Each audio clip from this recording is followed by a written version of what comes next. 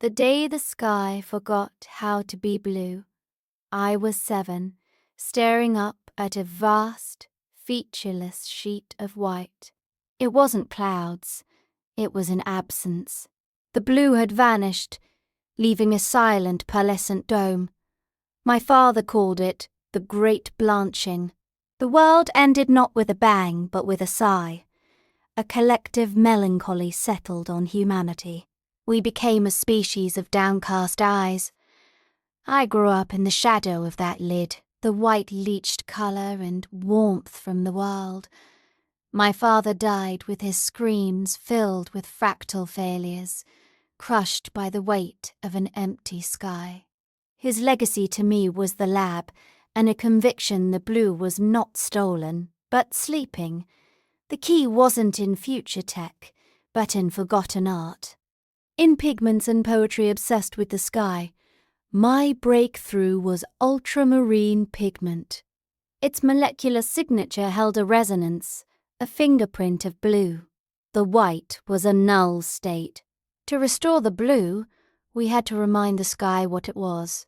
Project Resonance, satellites that would broadcast the idea of blue back into the atmospheric shell. The World Council denied me. Resources were for survival, not for cosmic art projects. The stakes were my lab, my credibility, my sanity.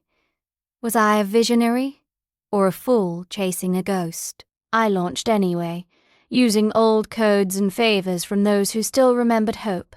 The satellites were makeshift, the programming a patchwork of art history, quantum physics and desperation. As the network activated, the world held its breath. For a long minute the white glared back, impassive. A global groan of despair began to form. I had etched my failure across the heavens. Then a flicker. A single patch of the white, over the Pacific, shimmered. It deepened, a whisper of azure thinner than a sigh. The resonance was working, but it was too weak, too clinical. It needed a heart. I realized the final component wasn't in the satellites. It was in us, all of us. I opened the broadcast channel to the entire planet, an invitation to look up, to remember, to feel. I fed the system my memory, the whiteness at my father's funeral, the hope in his equations, my love for a forgotten colour, and then the data stream flooded. Billions of points of emotional memory from every person on Earth. Memories of a cool lake, the peace of deep twilight, the specific blue of a loved one's eyes. The satellite's world, weaving this colossal tapestry of shared longing for the colour we had lost. The patch of sky deepened from a whisper to a murmur, and then it cracked. A fractal split of cerulean raced across the white dome like lightning in reverse. The sound was a crystalline chime that vibrated in the teeth, the bones, the soul, the sky remembering itself. The blue didn't flood back. It unfolded, gentle and profound, a vast, tender bloom returning to the world. The sun warmed again. People didn't cheer, they wept. They held each other, faces turned upward at last. We hadn't fixed a broken atmosphere with force. We had healed a wounded relationship with memory and feeling. The lesson wasn't about controlling our environment. It was about remembering our connection to it. The sky was blue again, and we, who had learned to carry its weight, finally felt light enough to see it. The white sky was a prison of absence. My father's equations were maps of a door he couldn't find. Art gave me the key, science gave me the lock.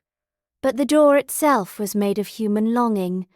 Building the satellites in secret felt like betrayal. Using my father's clearance, I felt like a ghost in his machine.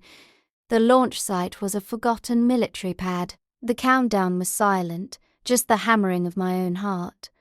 Watching them ascend, I didn't feel pride. I felt terror.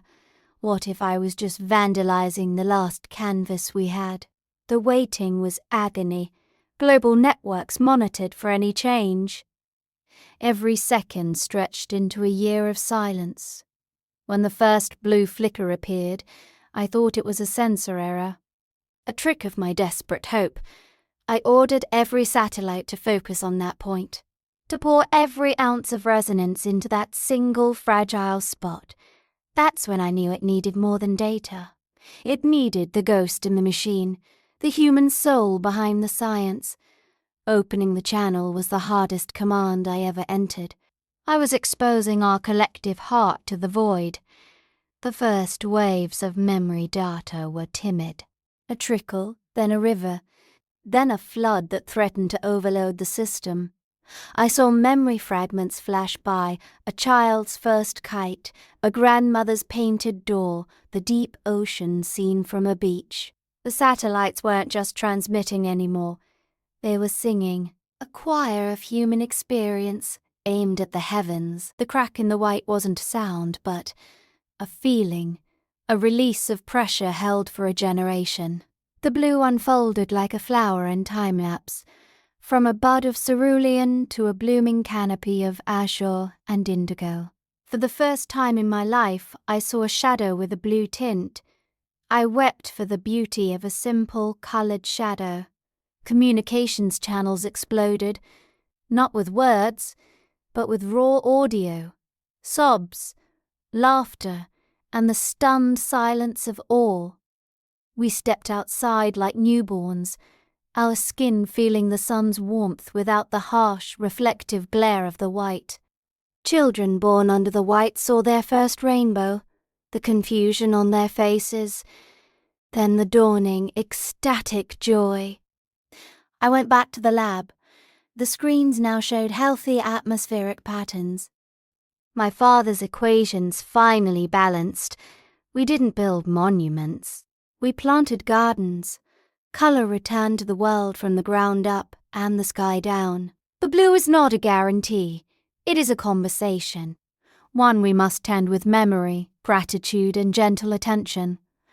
My father's ghost isn't in the lab anymore. I feel him in the warmth of the sun, in the shade of a cloud, in the colour above. The great blanching taught us that the sky is not a ceiling. It is a living membrane between us and the infinite, and we are not just inhabitants, we are participants. Our memories, our art, our love are part of its weather.